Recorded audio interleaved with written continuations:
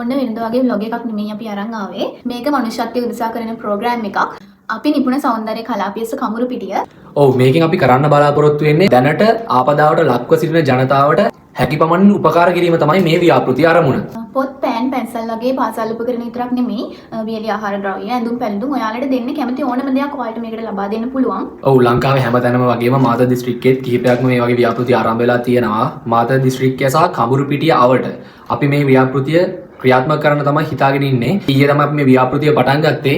එහෙනම් ඔයාට පුළුවන් ඕනෑම විදියකට අපිට සම්බන්ධ වෙන්න පුළුවන්. මෙන්න මේ කියන නම්බර්ස් වලට ඔයා අපිට මැසේජ් එකක් හරි කෝල් එකක් හරි ගන්න 077යි 38යි 74යි 607 කියන නම්බරයට සහ 076යි 64යි 79යි 586 කියන නම්බර්ස් දෙකෙන් කැමති නම්බර් එකකට කතා කරලා ඔයාලගේ උදව් උපකාර කරන්න.